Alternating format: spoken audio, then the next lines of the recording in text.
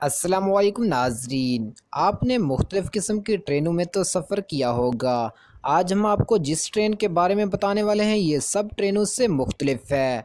अगर आप मेरे चैनल पर न्यू विज़िटर हैं तो काइंडली पहले चैनल को सब्सक्राइब कर लें, साथ करें घंटी के बटन को दबा दें।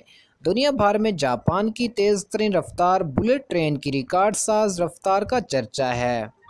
603 किलोमीटर फी घंटा की रफ्तार से ज़मीन पर चलने वाली किसी गाड़ी की बजाय हवाई जहाज़ की रफ्तार मालूम होती है।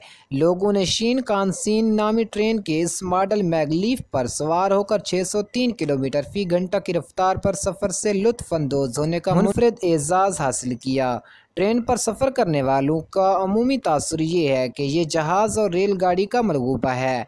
मामूली हचकूले, थरथराहट और आवाज़ ट्रेन से ज़्यादा फ़िज़ाई त्यारे से मुशाबहत रखते हैं। कैसा हसीन ख्याल है जब ये ट्रैक पाकिस्तान में बिछ जाए तो लाहौर और कराची के दरमियान तकरीबन 2 घंटे की मुसाफत रह जाए।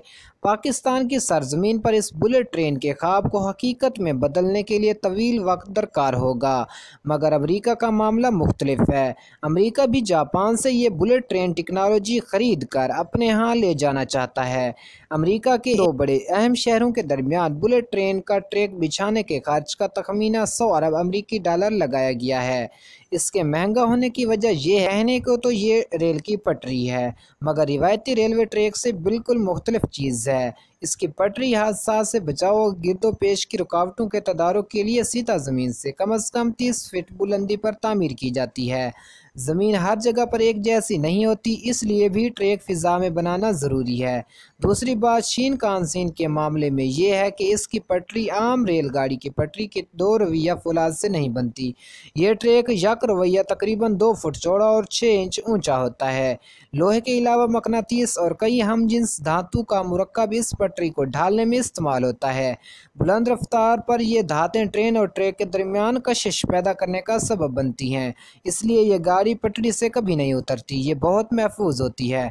बुलेट ट्रेन 1964 से मैदान अमल में है।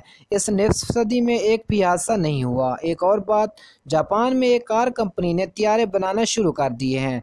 जापानी कार कंपनी ने 1962 में त्यारा साजी के कारोबार में दाखिल होने का ऐलान किया था। 1965 में एयरक्राफ्ट कंपनी कायम करके बाकायदा काम का आगाज़ किया गया। उनके हवाई जहाज़ बनाने के इस ख्वाब को हकीकत का रूप धारने में निस्फ सदी का अरसा लगा। इस तज़किरे का मकसद जेट त्यारे के मुहासन से ज़्यादा जापानी कौम की मुस्तकिल मजाजी और रफ़ाए अहद की आदत बयान करना है। दौरानिया चाहे जितना भी तवील हो, काम जैसा भी मुश्किल हो, ये हिम्मत नहीं हारते। आहिस्ता आहिस्ता मगर मुस्तकिल तौर पर काम करते रहते हैं, जल्दी घबराते और उकताते नहीं हैं। तो मोहतरम नाज़रीन, अगर आपको वीडियो पसंद आई हो इसको करें लाइक, शेयर, कमेंट्स में करें अपनी राय का इजहार। अल्लाह हाफिज़।